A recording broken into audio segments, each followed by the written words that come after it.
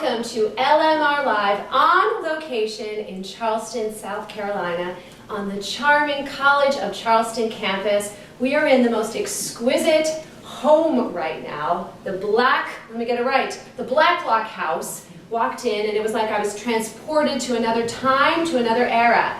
So, very exciting. All of our friends back in Oxford, Mississippi, thrilled that you're tuning in. Remember, we want to hear from you. This is edutainment. We're entertaining, we're educating, and we want to interact with you. So, also, any of our viewers who are tuning in, West Virginia, Pennsylvania, New York, wherever you may be, we are glad you're with us on our music revolution. So, who do I have sitting next to me? I have some pretty illustrious faculty and musicians who are based here out of Charleston, South Carolina. Let's meet these guests. We have three, oh goodness, I can't just categorize you as composers because you're much more than just that, but we're going to start there. Composers, we have Edward Hart, we have Paul Sanchez, and we have, let me get this right, Yorgos Vasilanda, I butchered it already, Yorgos Vasillandonakis. Got it. Close enough? Yes, You'll keep me? perfect. You won't Yes. move me yet? All right, let's give a warm welcome to these three fantastic gentlemen. So first off, I'm curious, have any of you been in this space before? Yes, I have. I have not. Yes, this is a great place for a party. I've been there. Ooh, okay, are we partying afterwards? If you say so. All right, we'll get the juleps and we'll have a good time.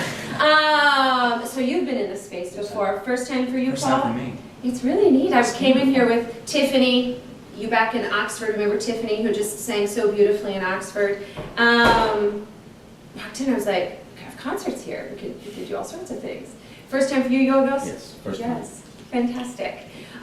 So let's start with a little bit of your backgrounds, where you're from and what brought you here, how you ended up here. Let's start with you. I feel like I want to call you Mr. Charleston.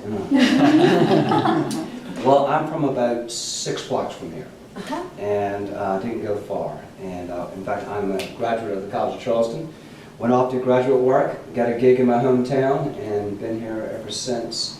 In fact, I live now about 40 steps from where I grew up, where my mother still lives. So I'm raising my children in my same neighborhood. I love that. I mean, I mentioned that to you yesterday at lunch. I think it's so, especially by today's standards where we're just short-lived everywhere and it's just helter-skelter, I think that's really a gift to have that stability and that connection, and you can really speak to the history of the community and the institution, which I think sometimes by today's standards we're always like, what's new, let's go, as opposed to how did we get here. But this has to be balanced with some outside perspective. So Paul, how did you end up here? It's been a long and winding road, but so I was born in South Dakota, Uh-huh. and then I was in Texas for a bit, then in Spain for 2 years, and then to New York for about 5 years, and then Illinois and Texas, and then finally here in Charleston. And Keelan and I feel very at home here in Charleston. We've got wonderful colleagues, beautiful place to live, and here we are. Fantastic. Yorgos.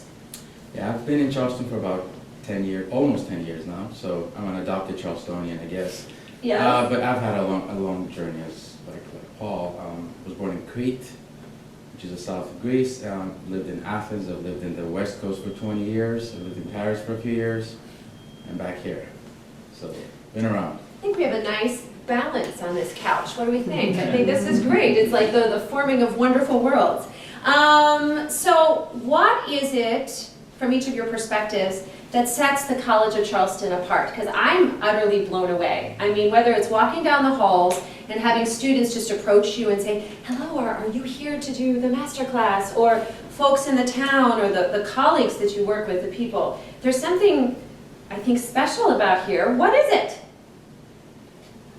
You want to start? Go! And don't be shy. Brag, brag, I'm not, brag. don't worry. So I think the city does inform everything we do. I mean, the city is I think, a historic and gracious place, and I think our students tend to be happy. They get to walk around in the late winter when it's 70 degrees outside and the azaleas are already in bloom.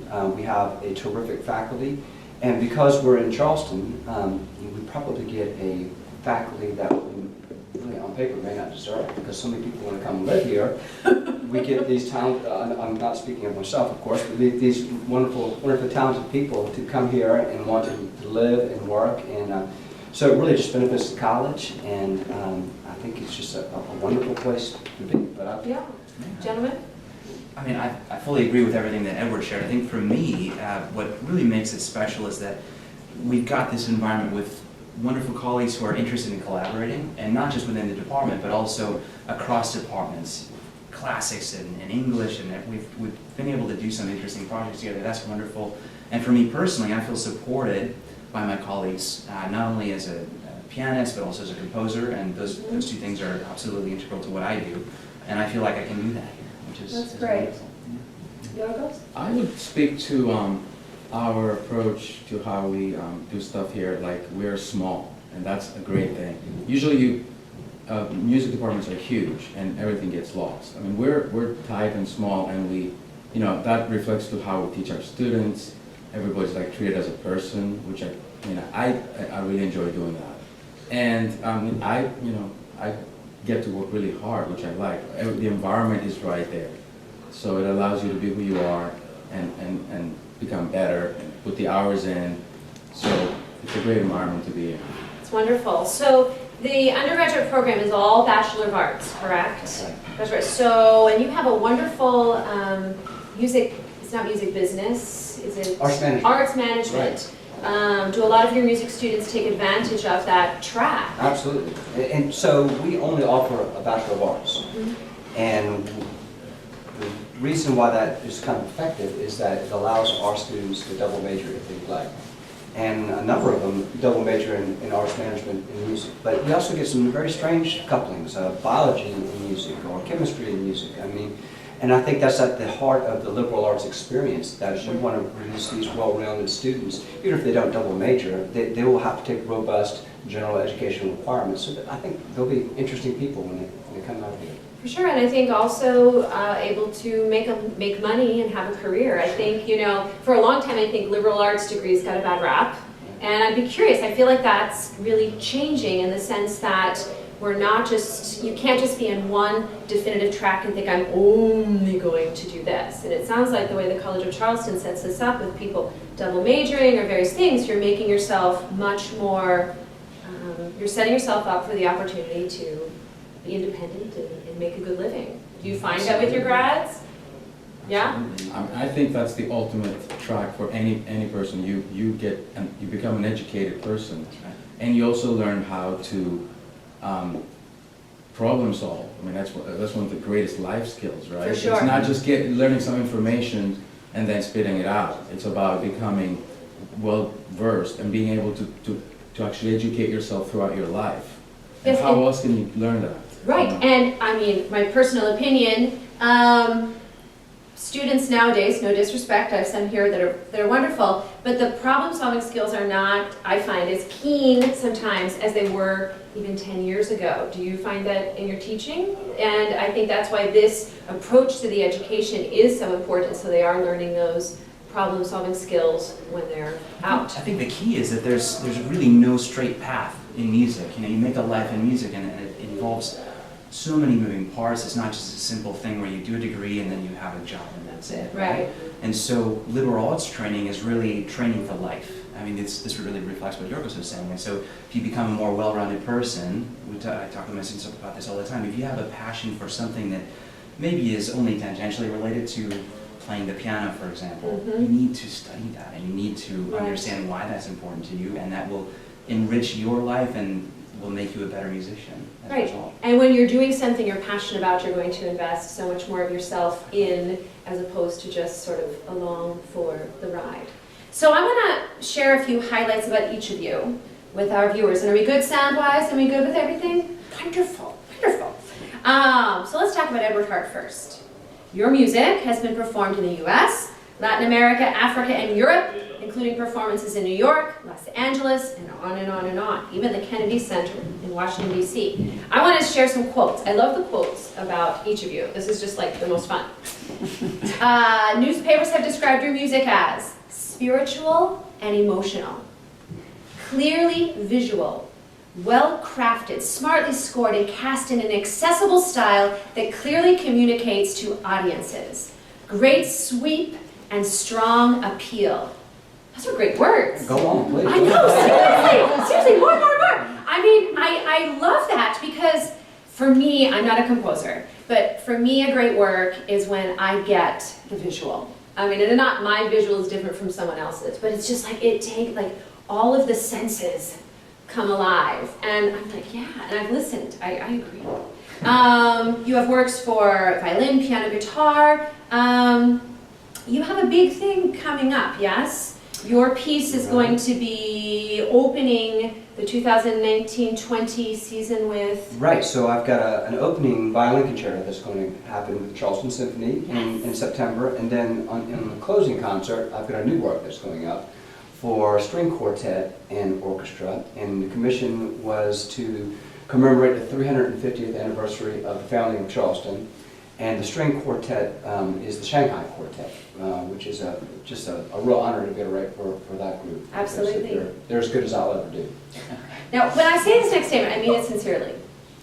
They really picked the right person. They picked Mr. Charleston to write this work for the anniversary. Seriously, who was in on the meetings? I mean, did that come up? I mean, who else could they pick? I'm sure my wife just rolled her eyes. Somewhere I mean it. Now, when is that exactly taking place? Because I might come back. April 17th and 18th, 2020. How fantastic. Yeah, come on. That's wonderful. Wonderful.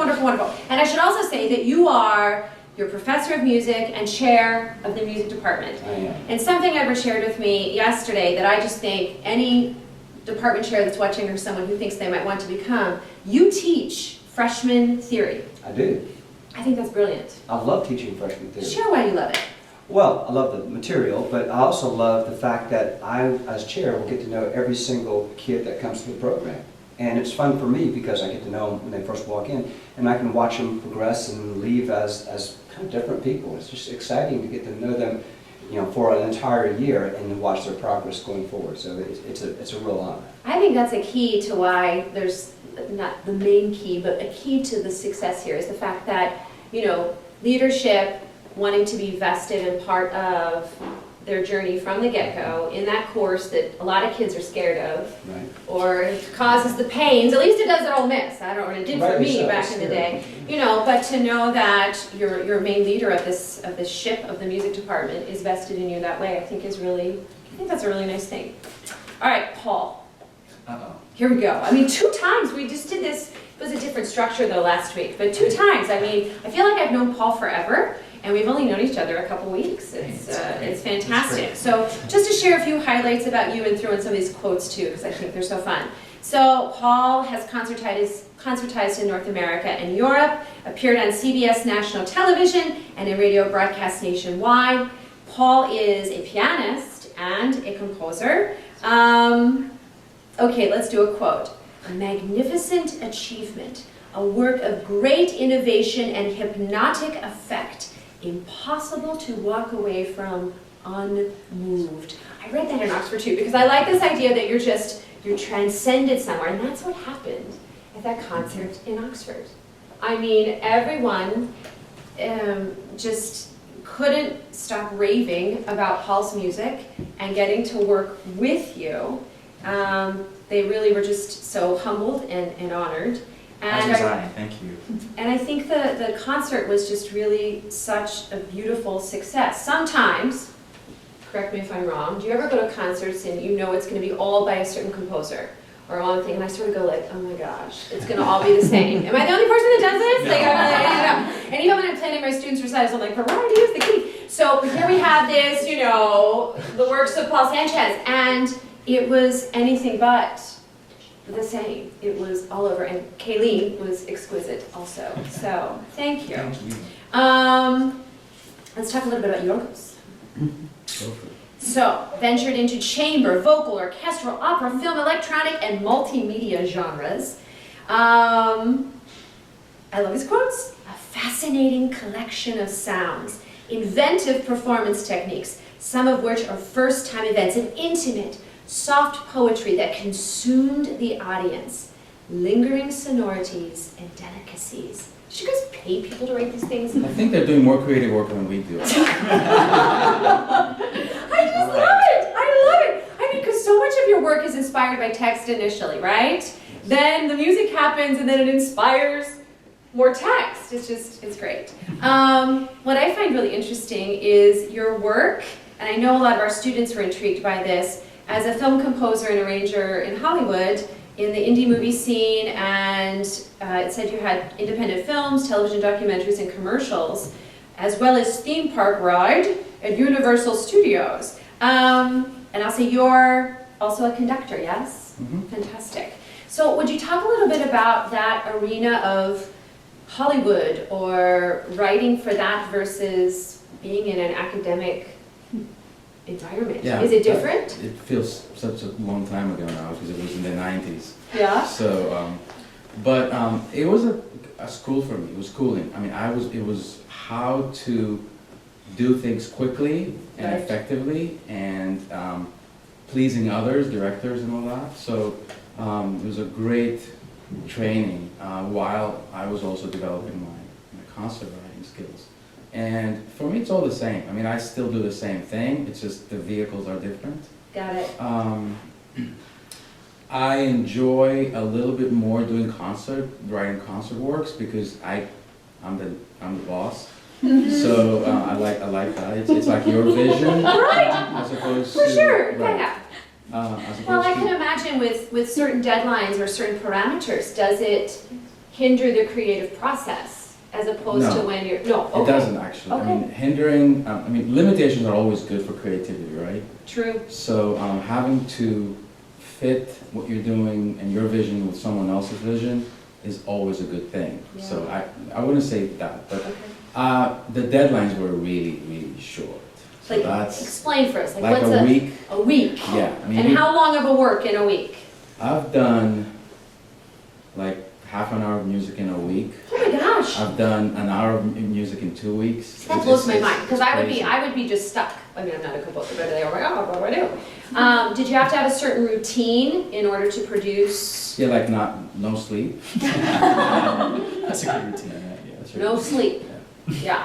Well, I'm curious, and one of our students wanted to know, do you each have a routine or method that works best for you for the creative output? Because in different composers I've talked to, some people are, it's more just happens, others very regimented. Could each of you speak to that, how that process is?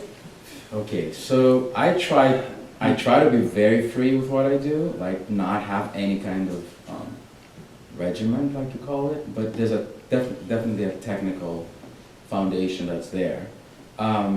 Most of it is a mind game for me. Like you have these like two characters in your brain that kind of talk to each other. One is a creative one is an editor, and one is like the disciplinarian, the other one is the kid at play. So there's always this kind of internal dialogue that goes on. And in the beginning, really, it's difficult. When you start writing a work, it's very difficult because you don't know what it is. Right. As you go on and define it more and more, it has its own life. So Yeah. little by little, it gets a little easier, but it's difficult. And no, there's no like preset.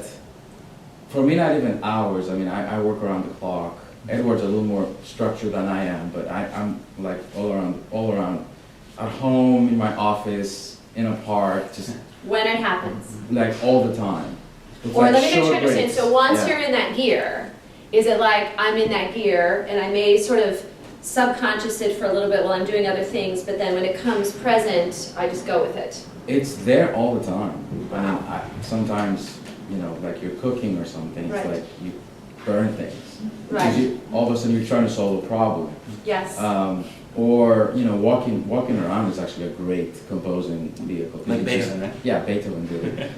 We're not anywhere near his.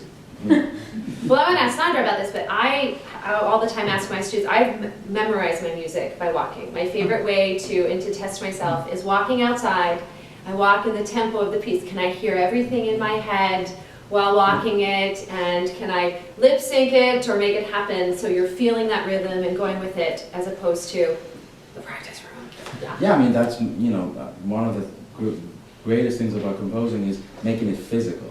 Like, instead of being in your head, you actually walk with it, you move with it, you air guitar, you know, with it. I love it! Yeah, you That have would have to. been a good game. We could have done like air instruments. All right. Oh, I like that. All right. Paul. I mean, I think everybody has their own process, but I was thinking about the free translations of Lee Ching Chow, which you sang so beautifully last week, and we'll do again Thank you. this weekend. You know, that piece, I probably spent 6 months just with the text and just sort of looking at it on a daily basis and reading other texts that was somehow related in terms of Chinese poetry of the same era. And then I got a phone call from the clarinetist, and he said, hey, the deadline got moved up. I said, okay, I'm ready. And so, I mean, I think for me, typically, I'll spend months and months and months just kind of, everything is here and just dealing with the text. But I think the actual writing process of that piece was over maybe 2 days. Does that sound right to Kim? Wow. Which is, you know, it's only 15 minutes. It's not like doing a half hour and whatever that was. But you know, the writing process is usually fairly quick once I've had that time to sort of process. I don't know. Got it. Well, I think for me, you know, process changes depending on the season of life. For sure. So, I mean, I'm a chair of the department, and so I'm on defense a lot of the time. Right. So I'm writing in the cracks and in between disasters, typically. and so, you know, and I would echo what Yorgo said, that you always have to stay on. I mean, for me, I have to take whatever time I can to actually write, but you think of things away from your desk. And my children always tease me because sometimes I leave myself messages on the telephone in my office. Like, okay, in measure 68, do this with the French horn. Yeah. Just because, you know, you don't want to forget that For idea. sure. So, you know, some of them, I think my strongest work has been written sort of under duress. I mean, when there's a baby that needs diapers changed all the time, okay, well, I Right. sleep deprived, but that's okay. It was a deadline, and you just do it. Here we go. Well, that was actually a question from Carly wanting to know, how do you find a balance between teaching, administrating, and your own composing? And is there one that takes precedence? Oh, gracious. I think that's always a moving target. Yeah. And I think balance is always difficult in life in general, right? For So sure. we do 150 musical events a year, our department. So I can't be at all of them, but I'm at a lot of them. Mm-hmm. So just, you know, time management and also, you know, reminding myself that while my dean's here, so I probably shouldn't say this, that you know, my job is important and my life as a composer is important. There are other things in my life that are important as Of well. course. My wife and children, my friends, my faith. I mean, there's, you know, it shouldn't be all one thing, right? Absolutely. And so, you know, I can't claim to ever have the perfect balance. I tend to have to tweak it as I'm going. Sometimes I get out of whack, and my wife and children will remind me when that happens. Well, I think we all do, and I think that's a misconception that a lot of people say, well, it's finding that balance, that perfect balance. I'm like, I don't think it exists, first off. I mean, I think it is constant, just like keeping oneself in check. And I think for going to college, the biggest lesson students learn is how to juggle. Like, it's that first time it's like, how, because everything in life can't be front burner. Right. You know, you have to decide right now, this is what is in front, this is what's going to the back. And I think as long as you're consciously making those choices, it usually works out, you know, but helping those students to learn how to do that. I have You know. to chime in just for a second. Please, because chime Edward away. is talking about sort of, he needs to find time between the cracks. Well, I can attest to this. I don't know about you, yours, but I can't tell you how many times in the last week I go knock on his door and I see him in there. He's looking at the piano, he's editing or composing, and I'm like, oh man, I'm going to interrupt him again. You know, but I'll tell you, every single time he is gracious. He opens the door. He's, hey, welcome. How are you? No matter what, he is the perfect gentleman, and he's always taking care of his faculty. Would you agree? Absolutely. You're just saying that. No. I don't think he is. I don't think he No, is. I did it. I mean- That's fantastic. It's amazing. That's great. All right, so I want to jump to another question. Jesse, and this could be for any of you, when choosing texts from which to compose, is there a predetermined storyline? In other words, does the overarching narrative come first or the individual text itself? So in the context of a song cycle, for example, Mhm. well, I'll go. Go And then, you know, for me, no, absolutely not. So the texts that I tend to choose are usually, of course, well, not of course, for myself, I like to choose text by the same poet, but that's usually it. And then I end up sort of living with them long enough that I can start to sort of form some kind of connections. And usually that turns into sort of a narrative that I impose onto the poetry. It's not something that was there. Okay. And then after that structure is there, then I can start composing a narrative that works structurally with the music, right? So that's the process for me. Yeah, I would echo that. Also, my approach is one of respect. So if I'm picking text, it's already by itself, it's complete, right? I mean, my piece on this is by Pablo Neruda. I mean, he's much, much higher than I am in his artistic vision, and it's complete. It doesn't need me to give it life. So if I'm playing with him, I need to bring something of my own to it. And I always start by the sound of the text. I mean, text, poetry has music in it. It has rhythm in it, it has pitches even in it, the vowels, the consonants, it's already music. So I have to extract that music first and then see what can I do with this. I love how you just said that. Right. I hope you got that. You guys got that? I love that. I mean, and I'm curious, I want to hear from you on this too, but I want to ask a question related first. So when singers come to your works, where do you want them to start? Should they start with the text? Should they start with the music? Or do they do both at the same time? I think if I've done my job well, it's a new thing. So the song is a new work all of its own, separate from the actual poem. So I would want them to start with the music. With the music? Yeah. Paul? Yeah, I mean, I think that's a wonderful answer. I think sometimes the person might already be familiar with the poetry, and of course then it's already given to you. But I mean, I think what Yorgos was saying about respecting the text, this is, I'm sure we all feel the same way. This is it, you know, and hopefully we don't detract from what's there, right? But you know, I mean, you look at Schubert's writing, and there are reflections of the structure of the poetry in the deepest layers of the music. I mean, that's what it's all about, right? But you also want to be there as well, not just not to take away from it, but you want to add. Oh, no, of course, I'm So saying you want at a minimum, it's like a marriage away. between the two artists, right? Where they create something new. I mean, you gotta have your own approach to it. You have to have something to say about it that's yours. Otherwise, you're not doing it a favor, Right. So, Right. yeah. Same thing as the performer in whatever piece you're going to. I mean, this is a real pet peeve of mine. You assign someone a piece, and they go and listen, you know, before they've done anything. And it's like, and they're, especially those young singers who maybe their reading, comprehension skills of the music aren't keen yet, they just instantly start the imitation process. And it's like... Which doesn't happen with new music. True! Exactly! Yes! So, but you know, saying there's a time and place to listen. It's important to listen. But that you're reading, accompanying, and putting your mark on it with respect to the composer, to the poet, all of those things. Okay, curious. Well, I think you can have two different experiences. If you're assigned a poem to set, if that's your commission, I want you to set that poem, you know, these poems, then it's, in some ways it's easy. I mean, okay, there it is.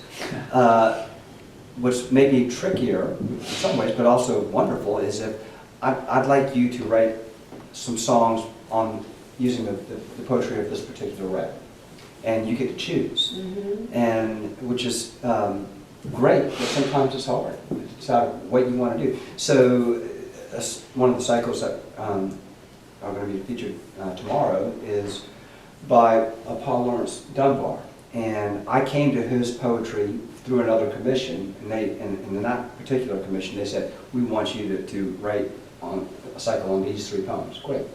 But that just made me discover this wonderful poet, and I had to go back, and when I had an opportunity to do it, pick the ones I wanted, it was great. Wow.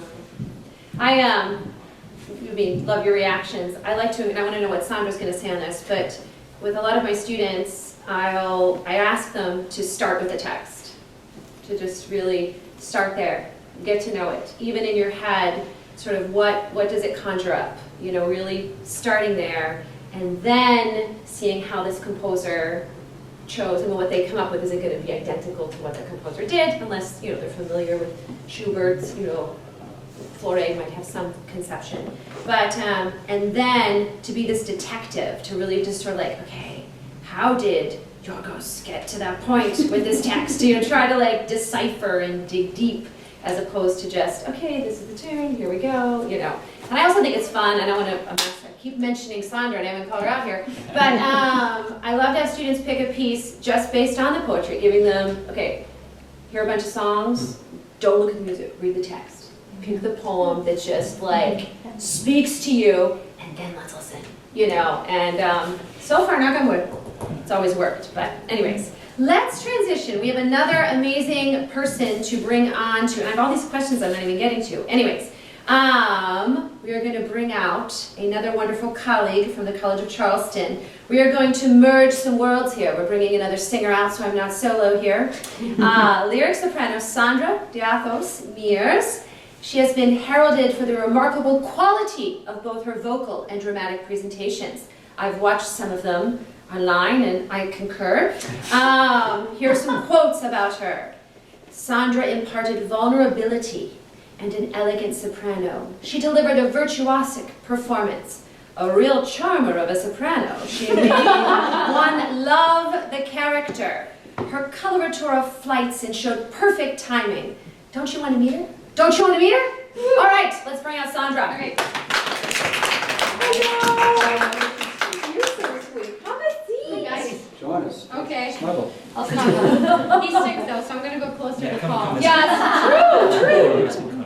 Well, welcome. Thank you. So I got to meet you yesterday for the first time, and I got to enjoy one of her students performing in a master class that was just fantastic. And I'm just going to say to your face what I've said behind your back. The second I met you, I thought, I like her. I was like, I said the same thing about her. I just want to get to know you better. I mean, you exude just generosity and artistry. So Thank you. I mean that. Curious, what brought you to Charleston? Him. No. Several things. First thing I did is I sang with Charleston Symphony 7 years ago or so, and there were murmurings of a retirement possibly coming at that time. And I said, well, if a position opens up, just give me a call. I don't know where I'll be, you know, and at that time I had a baby boy, and he's 9 now. And I said, just give me a call. Well, I got a phone call in December and said, the position is open, why don't you apply? So I said, okay. I just received a tenure line where I was in Illinois, and I didn't know if it was what I wanted to do, but my husband and I decided I should give it a shot and just come check it out. And I love Charleston. I sang Micaela down here in Carmen, and my husband has sung here several times as well, so we had spent quite a bit of time here anyway and fell in love with the city. So I think it was a natural move in our life for sure. Fantastic, fantastic. So jump to what we were just talking about with assigning music, and first off, are you a person who enjoys assigning new music to your students? It's a tricky question to ask with the people she's surrounded, but I'm asking it. No, I personally love contemporary music. I love to sing it. I love to tell the stories. I love the challenge of it as a musician. Believe me, I love singing Verdi and Puccini a lot. But I really enjoyed learning his music and actually his music as well. I'm only singing one. I'm singing 7 of his, so Right. It's a little weighted this way. It's been a great challenge for me because I'm so used to the tonality of Puccini and Verdi and For Mozart. sure. You know, and you get into these habits, and all of a sudden he threw me off my game, and I had to sort of, wow, we're changing meters and we're going all these major 7s. Okay, I can do this. But anyway, it was a great challenge for me. Right. And I've also learned in being a new faculty member in a music department. I was in a theater department before. That starting with freshmen and sophomores, I want to give them all of this newer music. And then, you know, I have all these requirements where, you know, we have to do early Italian and all this. I'm like, but I I really want to give you some Bossatieri, and I want to give you some other newer Right. composers, living composers, but I'm not supposed to do that. Well, I did anyway. Just like, woo! I don't tend to follow the rules really well. See, I sorry. knew it. She was yes. I mean, there are rules. I mean, but nothing is black and white. Well, It's- it is actually in the syllabus, but Yes and no. Yes and no. I mean, I don't know your syllabus specifically, it's not but mine. you know, it's. I think some of this is changing, and I'm curious. Maybe it's just the circles that I'm keeping. But when I first started really being passionate about living composers and new music, so many people just I found, and I'm not calling anyone in particular out, but it was like they just didn't want to be bothered. Because you have to learn it. You have to, it's extra work, right? If you can't stick just with turn the same something on, things no. that you always assign, you can just, I mean, phone it in is harsh, but you can just phone it in. You can phone it in. And it's a huge commitment, because especially if you're teaching it, you have to know it even better than if you're performing it to be able to. Do you find that, or do you think that's changing at all? Do you agree with what I'm saying? It's hard to say since this is new for me here. Yeah. I'm sort of learning my way around. But I think typically yes. But I know that being challenged with this music now will help me then to challenge my students. For sure. And it's a conversation I've actually already had with Yorgos a couple weeks ago, or a month ago, how much I would love for him to write an opera and us workshop it as part of a Wow. class. It is a priceless experience for these kids. I got to do it in grad school, and some of the hardest stuff and the things that I worked the hardest on was this contemporary music, and I loved every second of it. For sure. I'm just not awesome at it, but I love working on But it. I think that You're wonderful we have a at it. responsibility. Yeah. I hear people complain about trying to entice audiences to come try new things. How can we expect an audience to come try new things if even our own colleagues don't want to try new things? That's the way I look at it. That's how I fundamentally break it down. You can't expect the lay person to jump on board if you're not even doing it yourself. So I think it's important, and it is about collaboration. I mean, our art form is just, it's beautiful in that sense. So it seems to make sense. So Carly wants to know, what is your favorite aspect of teaching applied voice? The first lesson, when I hear the voice for the first time, and I can see what it's going to be over our time together, and then watching that voice grow over 4 years. It's so exciting, and they don't know that that's what it's going to be. And you say them, they come in singing high coloratura rep, and you go, no. I'm sorry, but you're not a coloratura. Right, you know, just to see what the voice is going to become before they even know. That's one of my favorites. How about you, Paul, with your piano students? Favorite part of applied? Favorite part of applied teaching. You know, I think it's when a student starts to discover what she or he really loves and what they identify with the most, and then how I can help them fully realize that, or as much as I can possibly help them with that on that journey. That's pretty cool. I'm right there with you. Yeah. Like, that's the thing that, like, I'll be middle of the night, wake up. Yeah. Maybe this is my equivalent of the composer, and I'm like, phone, tell Alexis, my husband's like, what are you doing? You know, there's those moments of like, you know, how can you connect the dots for this person? Because it's such a privilege that we get to work with these people one-on-one for 4 years, and all of that stuff is just, it's a gift. It's a gift. Sandra, so one of my students, Caitlin, back in Oxford, went to University of Illinois, so she was pretty excited. And she wanted to know if you had any advice on how, or to share how you made your connections in the world of opera. That's a big, broad one. It's a very broad one. I never intended to be an opera singer. Do tell. No. My bachelor's degree is in music education, and I intended to teach in school, get married, have kids, and I did the get married and have kids part. But I met my husband along the way, and he wanted to be an opera singer, so I just followed him along at auditions, and it's the best. When you walk into an audition without any expectation, you just go because Right. you're invited along, so I sang, and then I started getting cast, and I was like, whoa, wait, I don't know if this isn't what I intended to do at all. So I don't know if I have advice for it, except try it all, try anything. Don't See, that's say great advice. We've Don't- yet to have a guest who hasn't said in some capacity some part of their career path was by accident.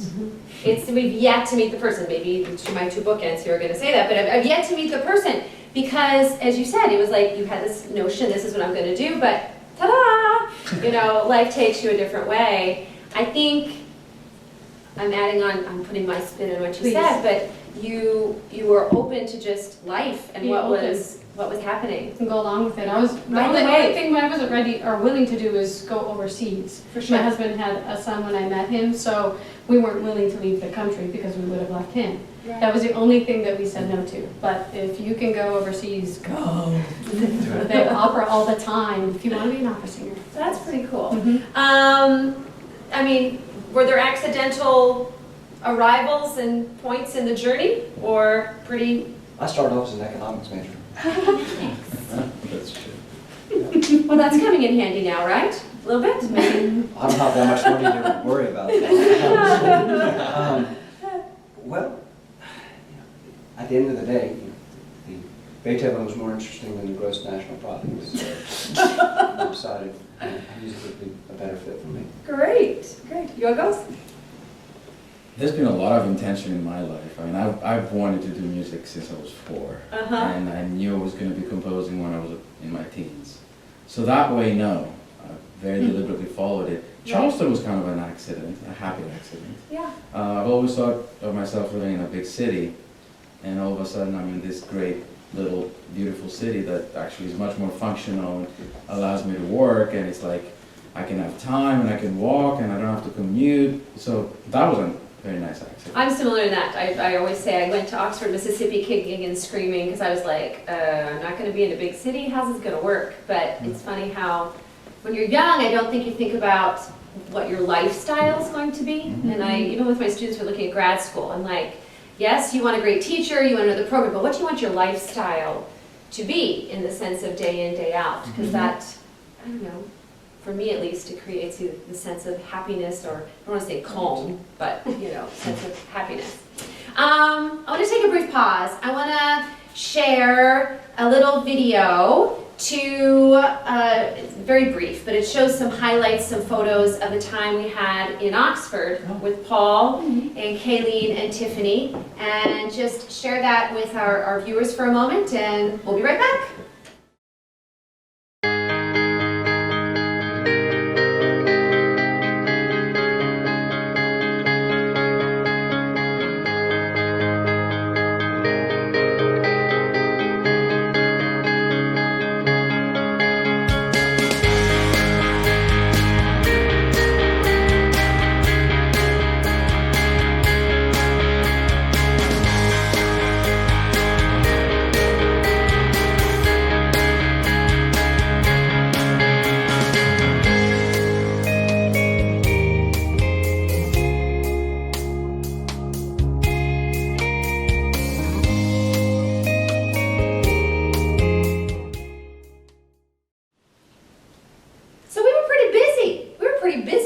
Mississippi, and we're pretty busy here too, I would say so. Something I'm excited about, Paul, this was premeditated even before meeting you, and the concert being spectacular, was assigning your music to students for Nats. Thank you. And I'm honored. I'm so excited that they're doing it. I'm thrilled, and they'll be competing at our Mississippi State Conference, their required English piece. There's going to be a strong contingency coming through the door, coming across, and it's going to be like, Paul Sanchez. Who's Paul Sanchez? And let me tell you. And it's the Paul T. Sanchez online, not the other Paul Sanchez. There is another. So that created a little, one of my colleagues was like, now who are you bringing in? No disrespect to the other Paul Sanchez. Just a little bit different style. Just a little different approach. But I'm pretty excited about that. And I think that's a key to getting people motivated about. They see it coming across, and then suddenly it's not like, I'm not going to be the first person to try like whatever the product is. I guess we're sort of like oh, go ahead. And they're singing so beautifully, so I'm so excited. Carly and Maddie and Caitlin, just fantastic. So I'm excited to know what They dove in head first and loved it. So, question for Sandra.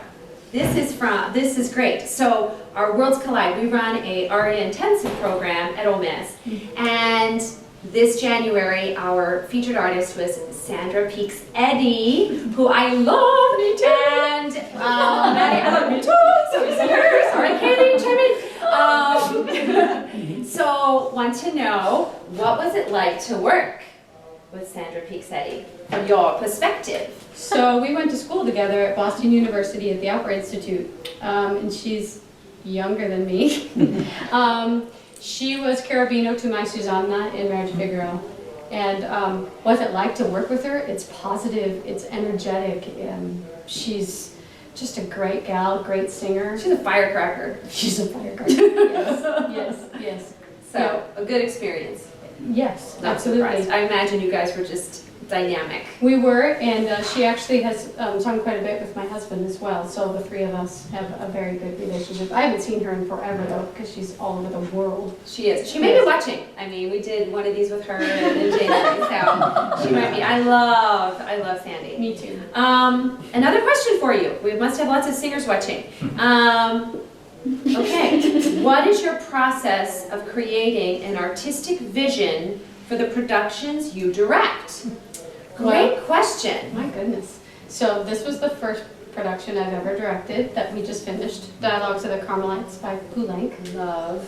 Yes, well, we have a lot of women in our program, so it was really a good choice for them, and also just a beautiful opera and a wonderful story to tell. For sure. And my process, I read the text quite a bit, and I do as much background work in the opera as I can before I dive into the music. So I try to see the pathway of the story, and trying to find as much of the human part of the story as I can, and try to bring that out, because with young students who have no training, they have no acting training. Right. We have to very quickly be able to tell these stories. And in such a short amount of time, 6 hours a week of opera rehearsal, Right. that's it. That's not enough time to really teach them acting skills, but I can teach them about the people For sure. and how to tell each person's story. How was their journey within that story? Because that is... It was hard. It's pretty hard. It was hard. We had some really fun times, lots of laughing, but we also had some pretty sad times. Especially, we worked with a historian on faculty, Dr. Sandy Slater, who helped us develop those characters and learn about their background. Fantastic. And we had a lecture with her right before we started staging. The kids had already learned the music and knew essentially what it was about.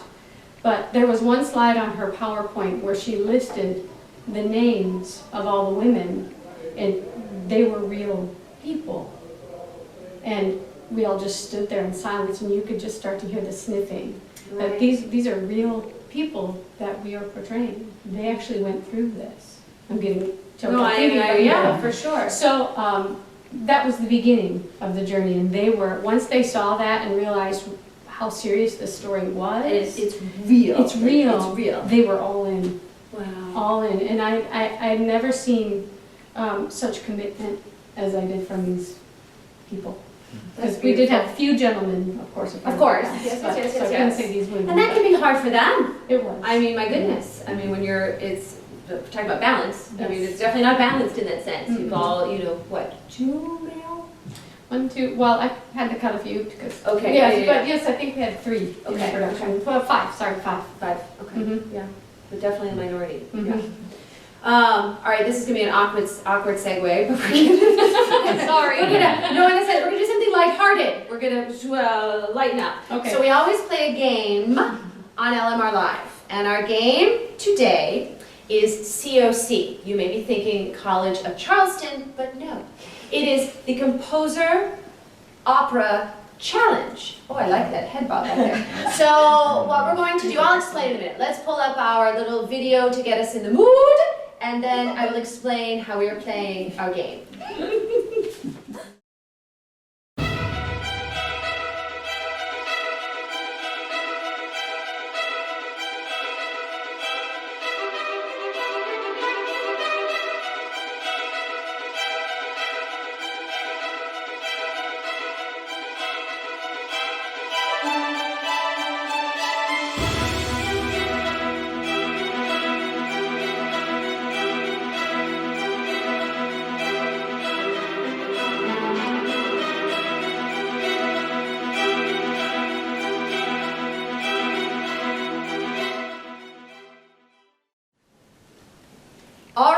so the team, yet again, was brilliant, coming up with a clever game that ties us to our location and our folks. Each of these artists is going to receive a kazoo. And when they feel that they know the answer to one of the questions, they will blow in their kazoo so I know it is their turn. If they get the answer correct, they will get a point. You're going to have to help me be the accountants back there. If they get it wrong, one of our other contestants can guess. If both do not get it, we will help chime in. They're not that hard. What are we even doing? Let me rewind. We're going to do our version of Jeopardy. So these are going to be statements of things related to Charleston or the College of Charleston, and then if you feel you know the answer, which is actually a question in Jeopardy style, you will say so. So what am I talking about? For instance, Gershwin folk opera set in Catfish Row, modeled after Cabbage Row. Anyone know the answer?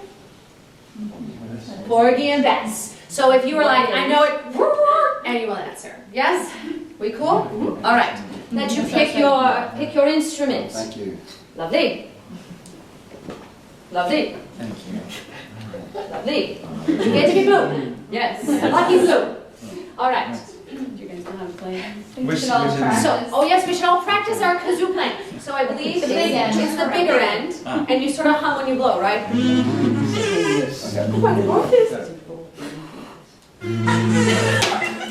Oh my God.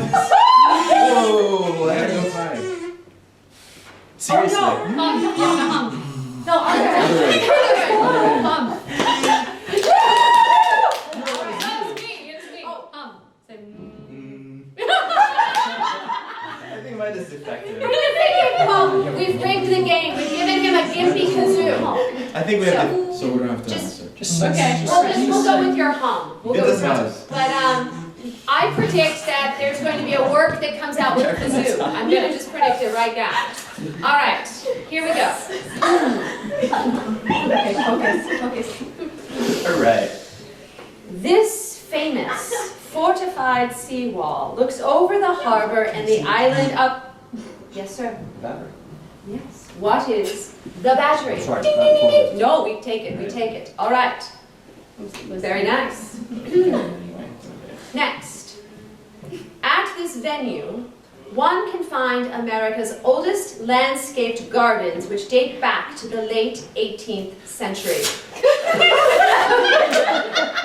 Yes, Mr. Sanchez. What is Middleton Place? Yes. All right. All right. You're at the Eastman, right? Wow. All right. All right. Actor Bill Murray was given this title by Charleston's minor league team, the River Dogs. Given the title. He was given this title. He was given this title by Charleston's minor league team. I saw you went We need south. Templeton. Minor league team. Anyone have an idea? No. This one's hard. I love that no one knows. He was given the title Director of Fun. Ah, Director of Fun. well, that makes So, sense. I didn't know that, but that does make sense, doesn't it? I like Bill Murray. All right. Next one. On this Charleston street, one can find the iconic Rainbow Row with its lovely pastel-colored homes. They're being so Come on, nice. don't know. East Bay Street. This is Yes! not a fair game. You know,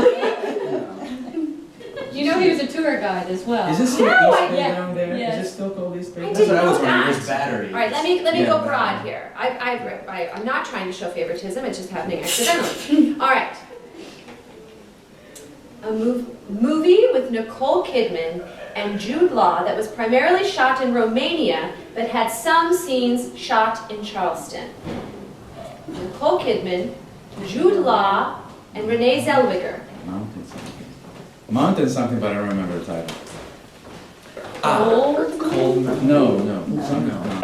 Is it called Mountain? Yes, sir. What is Cold Mountain?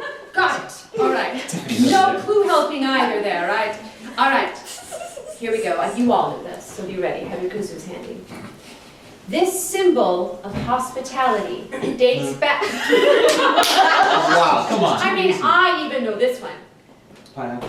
Yes. We have our winner. We have our winner. I'm thrilled. Now, had I really been fantabulous, I would have brought a crown or something for the King of Charleston. I'm gonna work on that. King of Charleston. I love it. So, but just a couple others that we had, because I find these things interesting. The two colors that were the original spirit colors for College of Charleston, but were changed when the athletics program began competing against the Citadel. Know this? What is blue and white? The traditional Irish sport commonly played in Charleston. Golf. Hurling. Oh, really? Hurling. Oh, I like that he did that one. I love it. I love it. The infamous pirate who terrorized the harbor of Charleston. Steve Bunt. Oh. I have it. Okay. Interesting. What do you I have have? Edward Teach, aka Blackbeard. Yeah, Okay. him too, but Steve Bonnet. He was executed on a battery. Wasn't he a family member?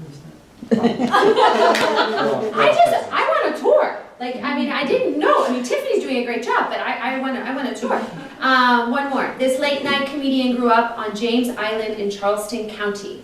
Stephen Colbert. Yes. They were classmates, weren't they? We went to school together. Did you really? Yeah. How fun is that? They were in a band together. Oh, is this the Velveeta? Velveeta, yes. He was in the band with you? He was in a high school band with me, yes. Okay, but that's a different band. Yes, I have So you only fessed up to one band I have at a lunch, dark, but dark there's... rock and roll past. Who knew? Yeah, I know. All right. So what was the name of that band? I know the one band was named Velveeta. The one that Stephen Colbert was in was called Shot in the Dark, and we were terrible. We were awful. But he was actually very musical. He is very musical. That's so awesome. Yeah. Anyone else in a band? Ever? I was. Yeah. Yes. Yeah. You? Yeah. Yeah.